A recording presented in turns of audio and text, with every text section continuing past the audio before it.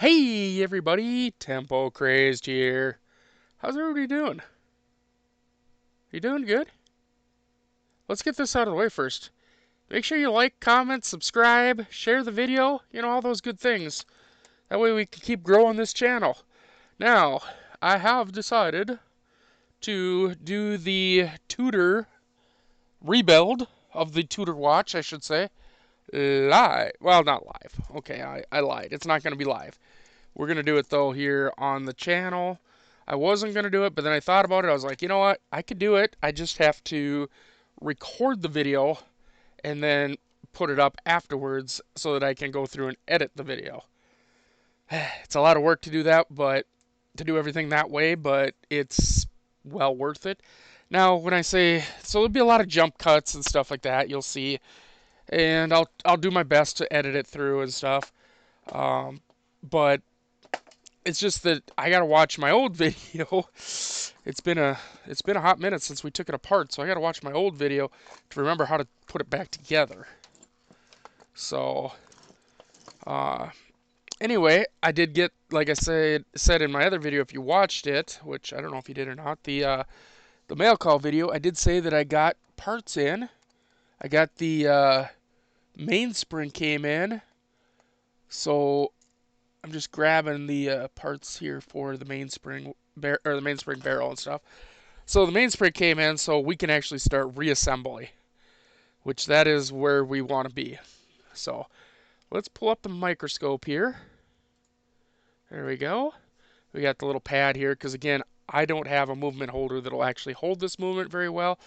We might have to put it in one for a little bit when we start assembling it, but we'll cross that bridge when we get to it, kind of thing.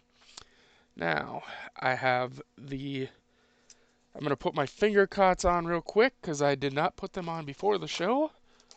See? I'm going to put them on real quick, brand new ones. Even though I have some used ones laying here, I'm just going to put brand new ones on since I cleaned this mechanism and everything, and I want to make sure I'm putting nice clean ones back on. I've gone through, I've looked at all the different gears and parts and stuff, and everything else looked good except for the broken mainspring. I've talked with the owner. Him and I decided together on how to proceed with the what the dial would look like and stuff. I can show you here. All I've done with the dial, I'll show you, is I've just kind of gave it a quick little once over. I cleaned it up just a little bit. It's not huge cleanup. Again, if you didn't see my other video on this, you're going to have to go check it out. I'll link it down in the description. But again, the shadows that you see at the 4 o'clock hour, or it could have been, no, it's probably more at the 12:20 hour. Anyway, are from the radium or radioactive material that was in the watch loom from back when this was new. That is the wrong finger to put a finger cut on. I'm talking and not paying attention to my finger cut. Anyway, so I said, do you want to try to kind of clean it up more or try to, they call it loom burn. I asked him if he wanted to try to clean it up a little more, or what do you want to do with it? And I said, I personally would leave it because I like the character of it. It shows the age and stuff, and he agreed with me on that. Just leave it. Now, on the case, on the other hand, we had a lot of problems here. I did clean up quite a bit of this case. We had a lot of corrosion and stuff going on. I mean, there's still a little bit here and there. You got to leave that character in there. So I will be, giving this a good polish up or whatever, putting some polish on it to keep it from corroding anymore before I put it back together completely. But it does look a lot better. And some things that I found when I was cleaning, you find some cool things when you're cleaning these things. So right here, actually, at this end between the at the 6 o'clock between the lugs, we actually see it says 10K rolled gold plate. So this is a 10 karat rolled gold plated case on here. I was actually looking for a serial number because that's usually where it would be in a Rolex, but I did not find one on here. And that's not an unusual thing. Some people said, well, if you don't find a Rolex one, it's not a Rolex. Well, that's not exactly true. All right, or it's not a Tudor. Well, it's not exactly true. But anyway, I fixed up this, kind of beat this back into submission. This area here, it was all bent and stuff. I did take pictures of different areas of the watch for the owner down in here and stuff. These little things, I'll be emailing them to him or whatever. Got a little more rust in there. I got to kind of clean up and stuff. It's over here by this lip here that you pip to get this thing open. But anyway, so there's the case. There's that. The hands are still soaking, but for now, here's our watch barrel. And I don't know if you guys all remember the size of this, but just to give you a perspective of the size again, I'm going to grab a penny. Memorial one even. Nice 68 Denver. Look at that. Look at the size of a penny compared to it. That is a massive, massive difference. So I'm gonna grab out the new spring here real quick.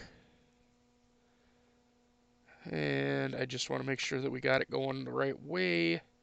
Usually you do the painted surface up, but I just want to make sure that it is the correct direction, and it is. So the way this works is you just set it right down here on top of this barrel, which I'm actually going to turn my pad over so that I have a little bit harder surface to work on, so that things don't like get all out of whack on me. But you just flap it on there like so, and they wind these really tight. And then you just take, well, anything. I am gonna try to find a little tool to do this with. Okay, well, I can't find my little tool, so I'm just gonna use a Sharpie marker, the back of it actually. And what we do is we just kind of hold this here over top of it, and we push down on this metal piece because we do not want it coming loose. And then we just kind of start pushing down on this spring all the way around until it comes out. Come on, go down. I might need a little bit of something here. I'd really rather not have to rewind this by hand. There we go. I think we're in. Yep, and that's it. That's how we put it in.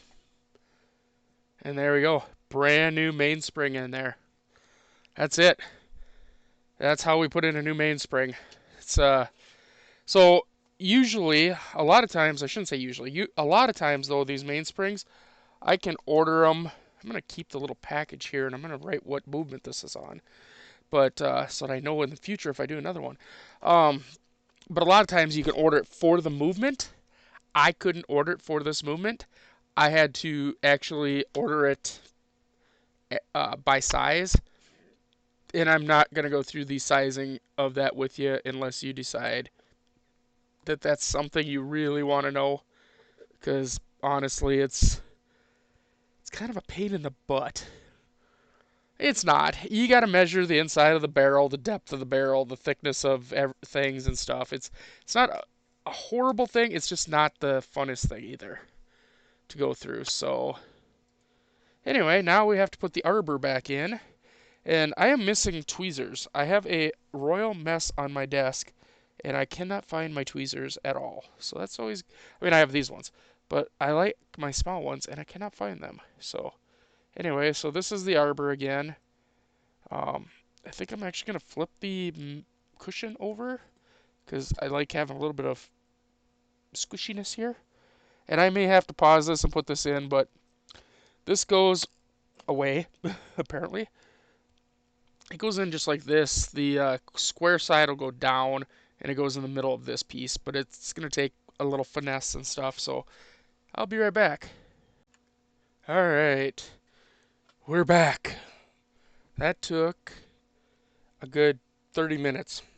It was completely, absolutely ridiculous. Um, that's the one problem you do kind of run into sometimes when you're measuring for a mainspring instead of getting the mainspring for the movement. And that's the problem is I did set that little envelope aside, but again, this movement didn't have any real info on it, so I couldn't just, you know, um, look up the movement. For instance, we've looked at other movements before, but, and you can see my finger cots are off. Took them off for a little bit. Now I'm putting them back on. I took a little break in between there because I was getting quite frustrated with this thing. So after I got it back together and everything, I took my finger cots off and took a little break. Now I'm going to put them back on, and we can get going on putting this watch together finally. Finally. I hope there's no more real problems. Anyway, there we go. It's back together. The barrel is all squishied back together. The lid just squishes back in there and stuff. It's all put together. New spring. So it should wind real nice, work good. It was a pain in the butt, like I say, to put together, but we got it in the end. So, actually, I think I'm going to set up my movement holder real quick here for a small watch. While I'm sitting here.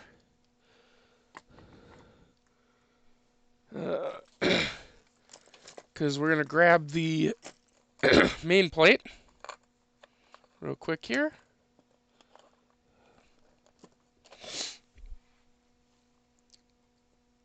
And here it is.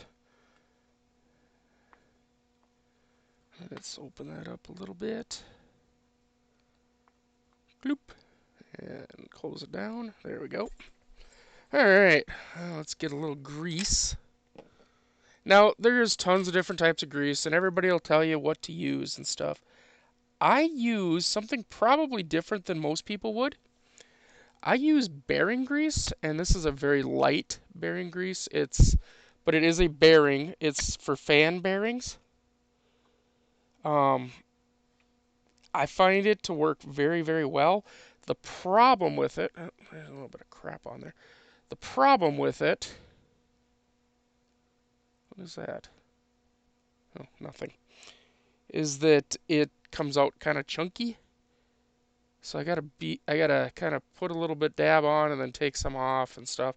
It gets to be a little bit of an issue, and I'm sure somebody that does watch repair will probably get in the comments and give me heck for it, and that's fine.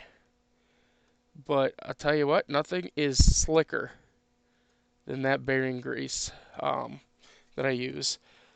They may say, oh, it's too thick, it's too thick. You know what? I've been using it for a while now. It works great. Basically, people get set in their ways of how things should go, and that's just what they do. So, now I'm scanning backwards, like I said, through the video here, because I'm trying to see how everything goes back together. So that'll take me a second here. Okay, let's see what we're going to do here. Now, we got the barrel in there. We got the setting lever screw is in. I just left that in from before. Or no, that's not the setting lever screw. These are the post things. We need to put the setting lever screw in, which goes right, I think, here. I think is where that goes. Just need to check my video here.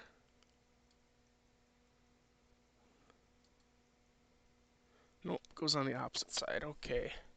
So let's grab the setting lever screw. I just had it. There it is.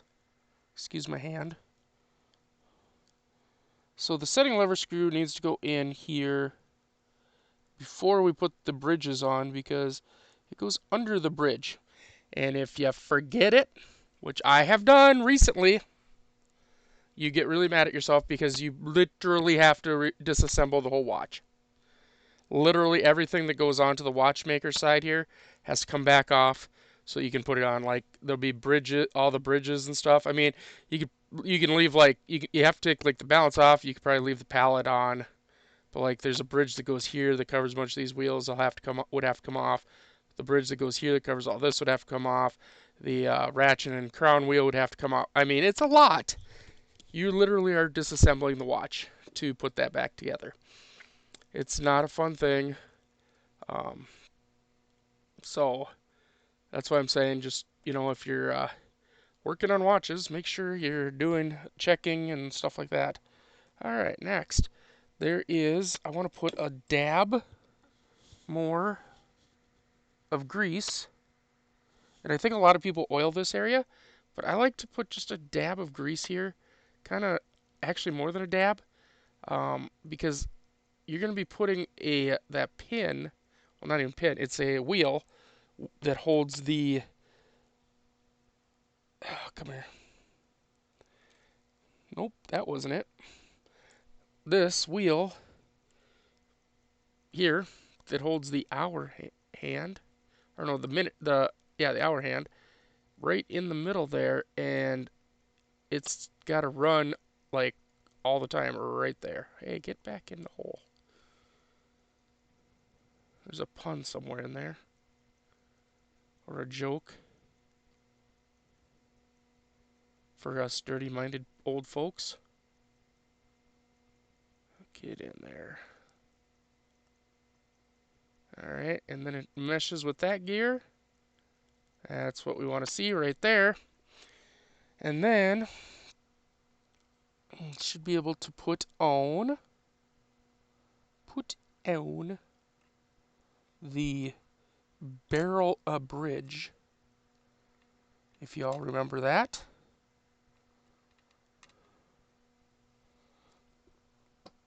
That goes right here. Nope. Nope.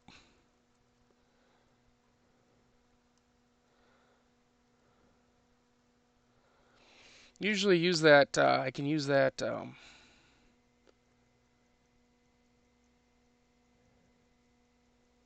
use other things here to line this up, but there we go. There we go. Now it's falling into place. See right there's that lever. That's, nope, that screw. I hate this movement holder. I really need to get a new one. But I want to just get this down, get this lined up, make sure the spins still freely. It does. Good. We're hitting that screw. How are we hitting that screw? We didn't hit it when we came apart. But I'm hitting it now. That is very strange. Are we good now? I mean, there's a cutout for it.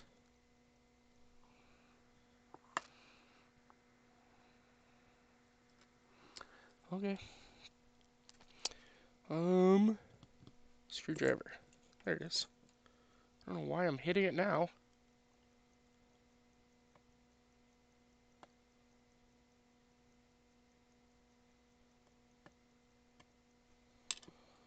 Let's see. I'm going to pick this up and take a closer look at what's going on here.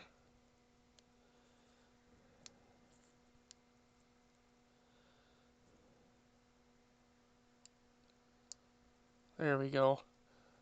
It was hitting the screw, but it was also not lining up great on that pivot for the center wheel there. But it's in now. It's in now. So now we should be able to start putting a few screwies back in to hold this together somewhat, so that hopefully it doesn't just come flying back apart on us, right? Because that wouldn't be so good. Alright. Let me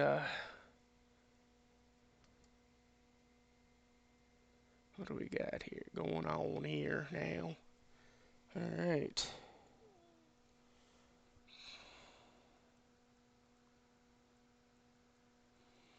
There's one.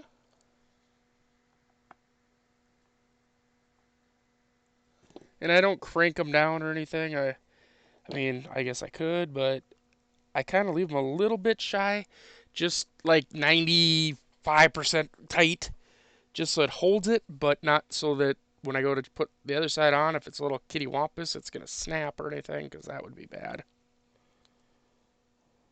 Grab another screw.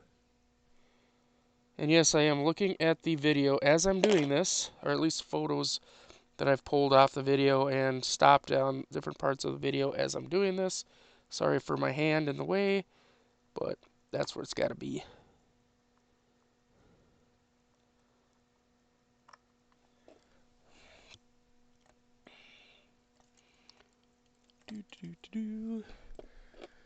And one more screw on this thing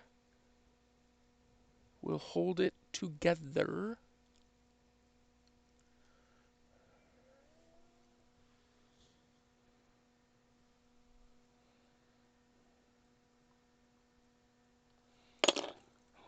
Okay.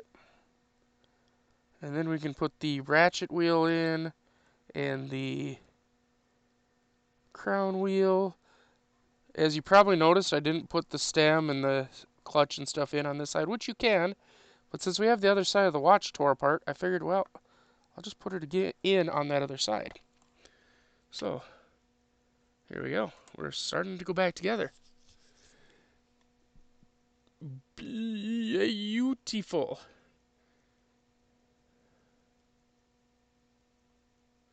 Beautiful.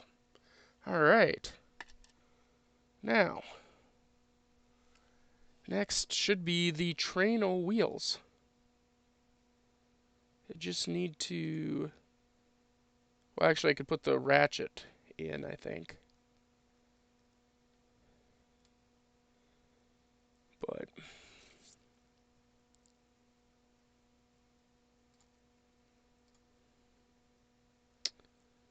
Alright.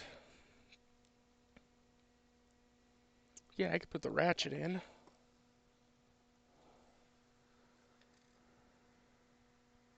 The one that says Tudor. Tudor. Tudor. Tudor? No, that's not it.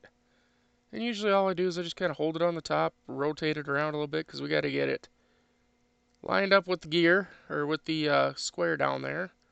But we also got to get it into the click. So we'll move this click a little bit. Careful. There we go. There we are. Perfect. Perfect, I tell you, perfect. Okay. And we'll grab the screw for that. And I always, like I said before, I always keep my screws separate between my ratchet and my crown, because the ratchet wheel, the one we're doing now, is righty-tighty, lefty-loosey. The other one is loosey-tighty, righty, whatever. You know, the opposite. Anyway, that's all spinning really good. Sounds good. Perfect. We're getting there. We're 10% of the way there. Yay to us. Alright, now I gotta figure out which wheel's which. That goes where? To what?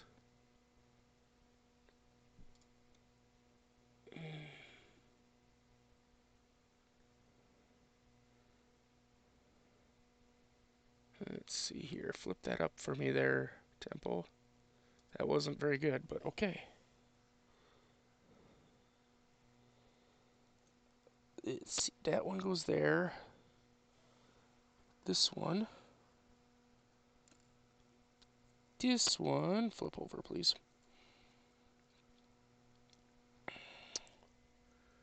This one goes in here, just underneath you. Come on.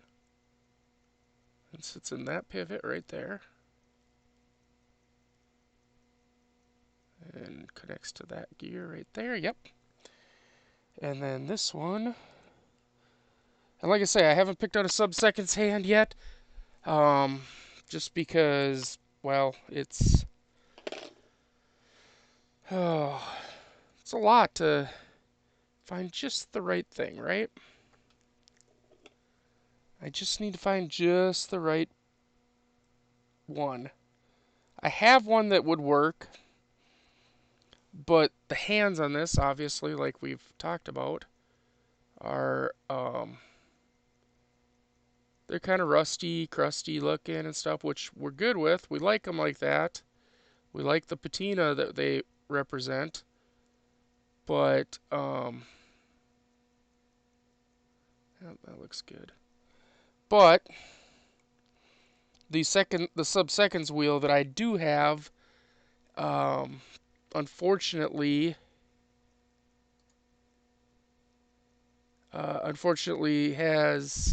is gold colored still. So come here, escape wheel.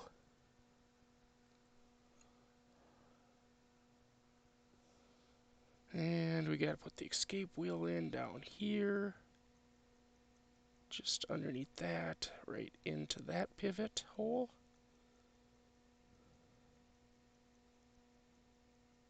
There we go. Come on. Come on. There we go. Close enough. Hopefully we can get that lined up. Maybe. These all three of these pivots have to go into a bridge by themselves, and making sure that they're all in their pivots and lined up where they need to go and stuff is vital.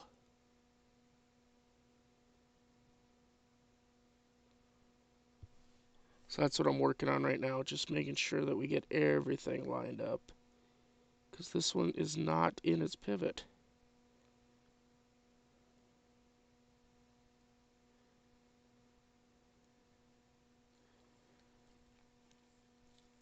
And I am going to try my darndest to just spin this over just a little bit. There we go, because that bridge has got to sit right here.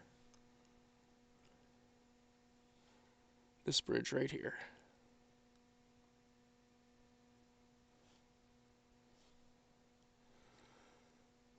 Take a deep breath. Nope, we're not going to do it yet. Come here, you escaper. You escaper wheel.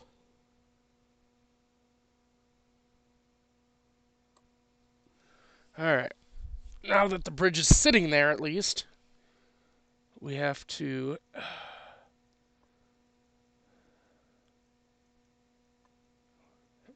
Come on.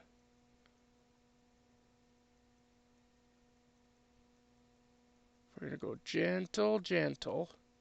I'm going to hold a little bit of pressure here. Just the lightest of pressure. Okay. Kind of want to... We need to tease those pivots in, right? I'm going to put a little bit of a clamp on this so it quits rocking on me.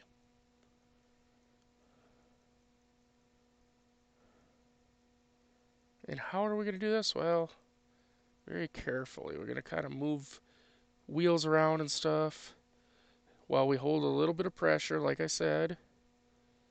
Usually the pivot wheel is the one that I struggle the most with, or not the pivot wheel, the escape wheel is the one I struggle the most with, where I have to kind of jostle it a bit. Nope, we're not quite there yet. Let me bring this scope down so I can see a little bit better.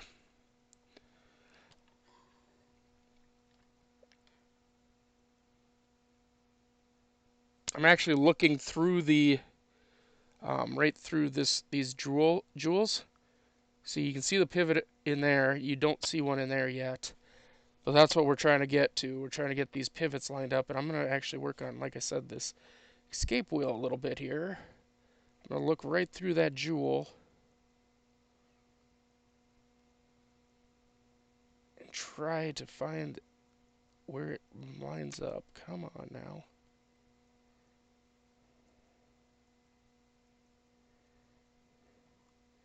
I'm going to have to try to get this other one lined up. It's really tough on these small movements to get everything lined up. Come on, get back in your pivot. And the more pivots that you got to get lined up, the harder they become. Okay.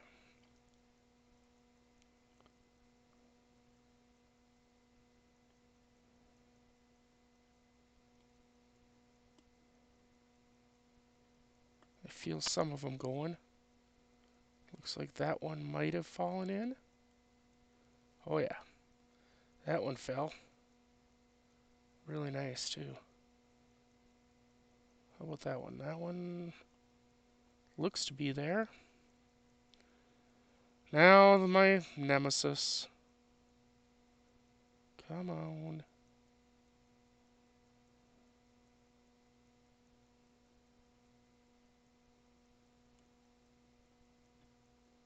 Did you go? You feel like you went, but you're not hitting. Yes, I'm talking to myself. Don't worry about it. I'll be right back when I get these lined up. Alrighty, well, so now if I hold pressure, I'm going to find something here. See, I'm not in the way too much. Here's a hand tool. If I move this, you can see everything moves, because the escape oil wouldn't move if the wheel under here wasn't moving, so everything moves. So now we just need to put a couple screws in. A couple screws. Get in there. Very carefully. In fact, I am going to start putting the screw all the way down in. In fact, I'm going to tighten it down in. Because I do not want these popping out of the pivot. They are so hard to get into the pivot that getting out, if they pop back out, ugh. It didn't take me too long. It probably took me about 5 minutes or something just to get it all lined up. You know, plus the time after I got off the video there, so 5 minutes plus the time that I was messing with it before. Sorry about not being able to see. I'm just putting a screw in. But since I dropped the scope down, I can't get my screwdriver under it. Alright, there we go.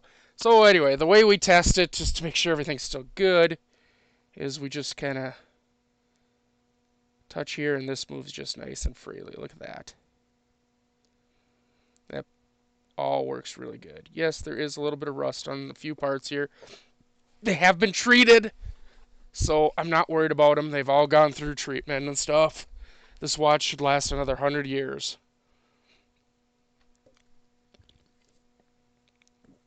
I mean, if we wanted to do it, let's not say the right way, if we wanted to do it the way that would make everything look just perfect, we would have replaced all those parts, but that's not the way that the owner of the watch or myself really wanted to go with it. Like I said before, we really wanted to keep it as original as possible, and as I told him, I'm actually going to be sending... Hold on, I gotta clear my throat. I'm actually going to be sending the broken spring even back with it when I send this whole thing back. I'm going to send that broken spring back to him so that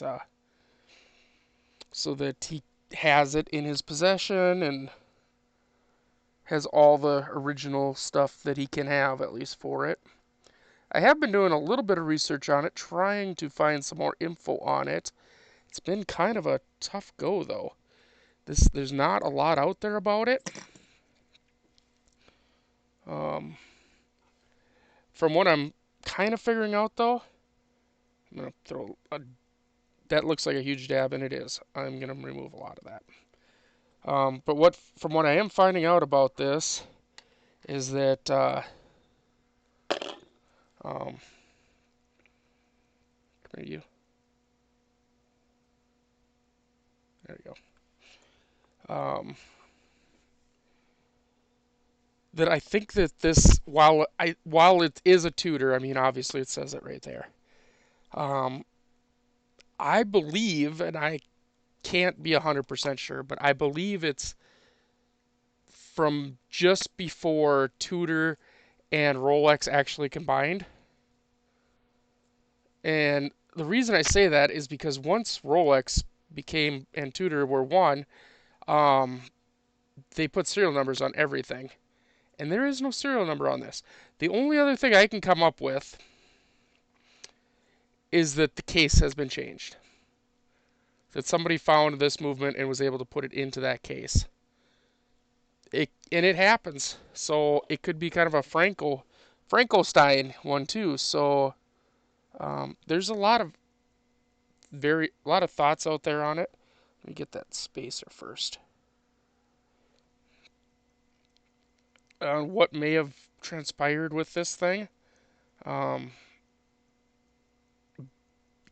no matter what, though, in the end, this is a very unique piece. It is a very unique piece, and I really hope the owner loves it to the end of the earth when it's done.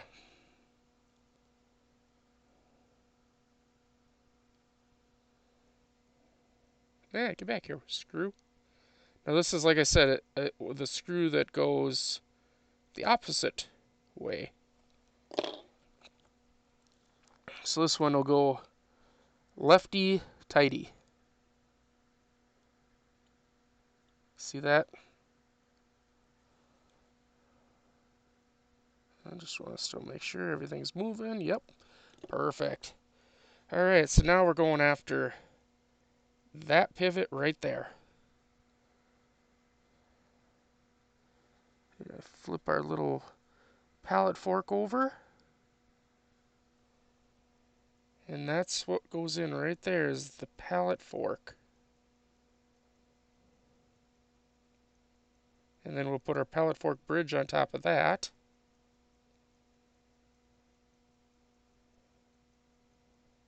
And see there's these little posts here. We got to make sure that that pallet fork is actually in between those posts. So see that? Okay. Now let's get our pallet fork bridge and our pallet fork bridge screw kind of in position here. Excuse me, I hope that wasn't too loud, just bumped my mic. Yeah, get off my thingy. Alright.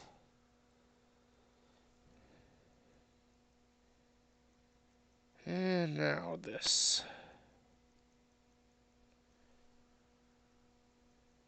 Okay, this goes like this.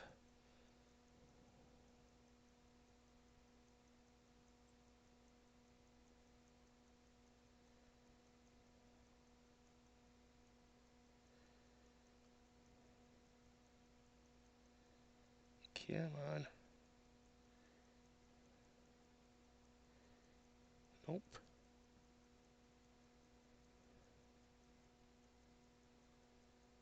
So careful. These pivots are so delicate. Like you have no clue. If you've never done this, these pivots are so delicate that if you miss at all, I'm telling you right now, the pivot breaks literally before that before that jewel will.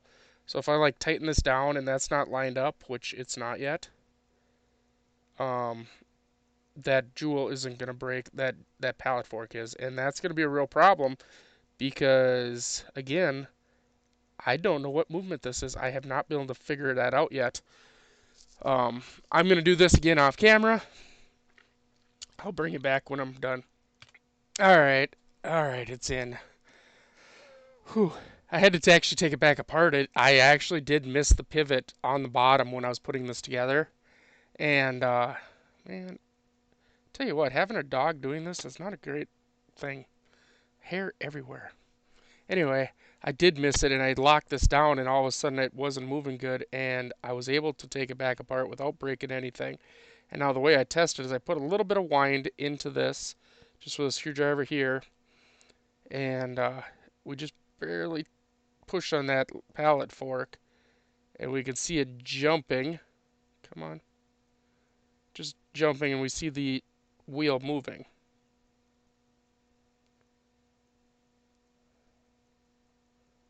And that means we're getting power through correctly.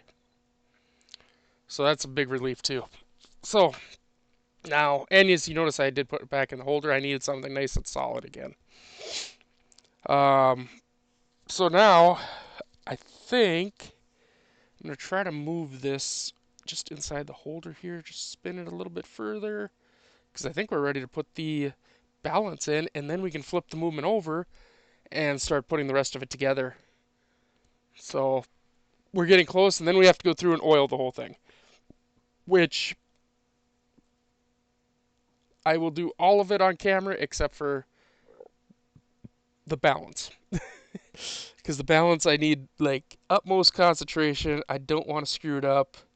The parts are tiny to do the oiling on the balance. I'll show you a little bit of it, but we're not going to actually do it. Not on this one. If it was one of my own watches, and maybe we will do that sometime with one of my own watches, but not with a customer's. I don't feel comfortable doing it with a customer watch. Like I said, it's kind of a tricky thing to do, and I just don't feel comfortable doing it with a customer watch. So, although the top of the balance has already been done, just so you know, because I had to do that while it was torn apart, because these screws come up through the bottom. So, look at that. Look at that. Did you see that? Barely put sorry, balance in. Did you guys see that thing kick up right away? Let's just make sure we got it all lined up. Yeah, see, it's not quite lined up. I'm going to keep a little bit of pressure back here on the base back here. Kind of. We need to get the pivot here lined up again. It's all about the pivots. That's what these are. It's all about on all of this stuff. That's how these things work, is the pivots need to all line up. And the top pivot's not quite there. It's just about there. Not quite. Come on.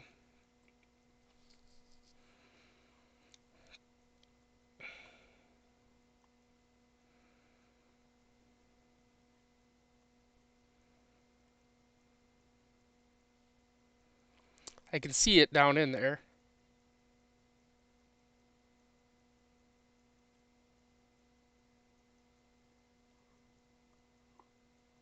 Are you there now?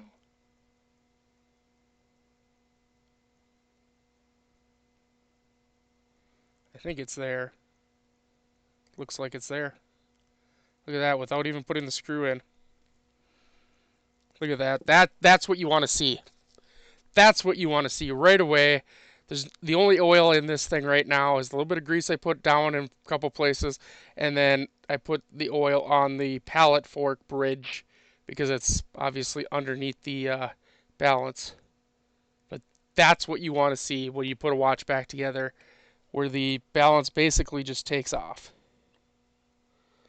So now let's put the last screw in for this side.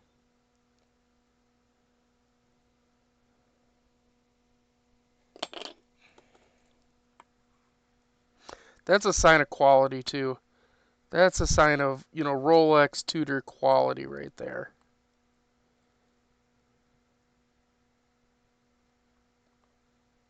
Just snugging it down nice and easy.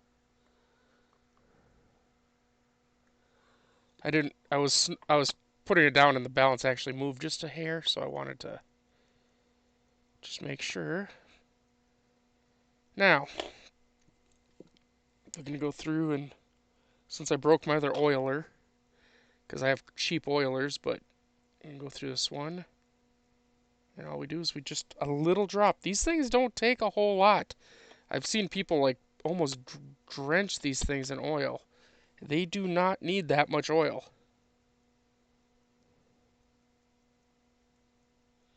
Just that little drop is all it takes. And that's it. That's all it takes right there, that little drop of oil. I like the look of it. I like that it looks like there's a lot of patina going on with it. You may call it rust or whatever you want to call it. I'm calling it patina because really that's what it is to me. Is it looks like it looks like an old watch. It is an old watch. It's probably 90 years old or getting close to it. So it is an old watch. All right, well, now the hard part. And I know some of you are probably thinking, wait, the hard part? Wasn't that the hard part? And you'd be wrong. The hard part is on the other side for me. For me, anyway. That's putting all the mechanism back together that for the keyless works. And you know what? To be honest with you, the watch is working. This is what we wanted to see.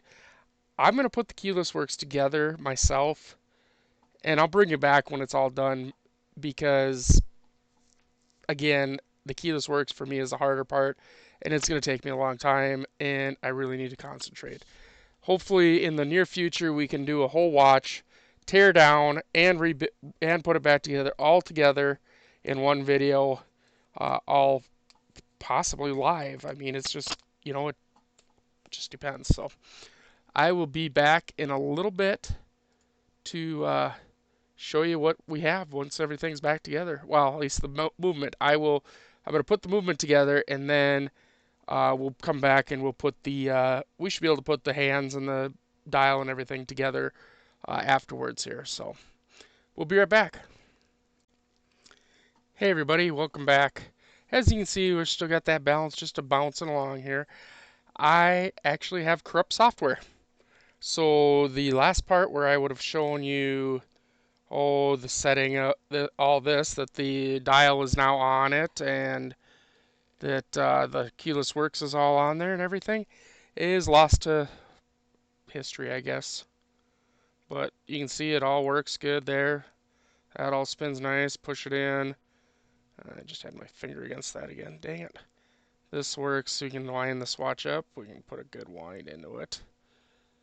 I don't know what spring we got here. If it's it could be a 72-hour reserve spring for all I know. I didn't really look that close. I just figured out what I needed and bought it.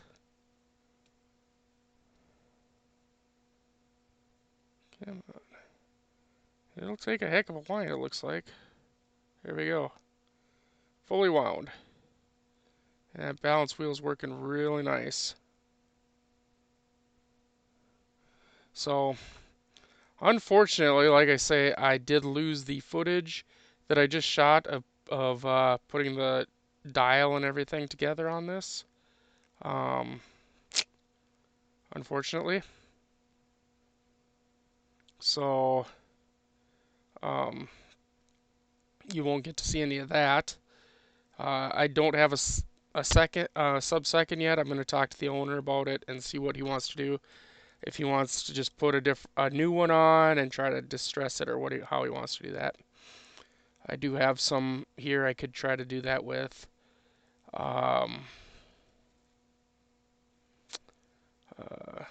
Just chugging along.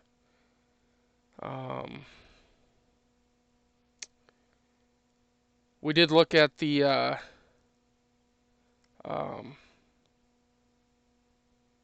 sorry, I'm just trying to remember everything we did. And I'm also watching that minute hand. As you can see, it's moving a little. That means that the watch is running. Anyway, I'll leave it like that. In fact, we'll zoom that in a little bit. I did some more searching back and forth on this, and this watch does not fit in this case at all. Not correctly anyway. When I put it in, it hits really bad right here for the stem. So what I'm going to do is I'm going to take my Dremel, and I didn't do it yet because, well, it's the middle of the night and I might wake up my wife, and I don't know that I want to do that, but maybe I'll do it. I don't know. But anyway, I'm going to take my Dremel, and I'm going to go right in here, and I'm going to open this up just a little bit instead of bending it like they had it and stuff. But this case is not for this watch from what I can tell. I thought it was, but it does not seem to fit this case very well. So what could have happened? I don't know. I mean, the case could have been destroyed. I mean, with all the damage and stuff there is here. I mean, the original case may have been destroyed. I don't know. And they just found a different case that looked good and fit it. It would make sense because most military style watches from this era are not going to be gold. The other thought process is maybe they wanted a gold case and they found one that worked really good with this little movement and they just put it in there. I just don't know. But here's I showed this on my last run through. This is my military style watch. This is the Aveo watch factory, Swiss watch here. This is shock absorber one. His is not. And what that means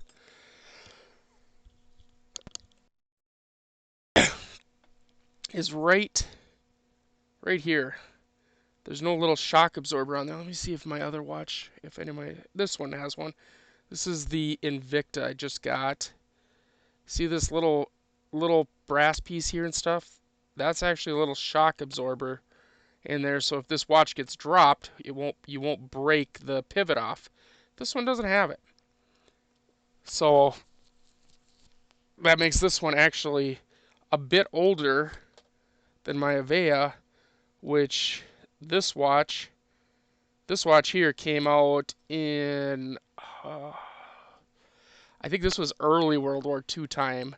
Like we're talking like late 30s, early 40s, somewhere in there. Where this watch probably is mid 30s, possibly late 20s. This watch is probably close to 100 years old. I know people are like, oh, wow, but Tudor, and Rolex. Yeah, Rolex and Tudor didn't get together until the 40s. But they worked together before that. They weren't one company until the late 40s, but they still worked together. There's still movements out there that say Tudor on one side and say Rolex and stuff on them. I've seen many, many, many pictures of them with movements that are from the 20s.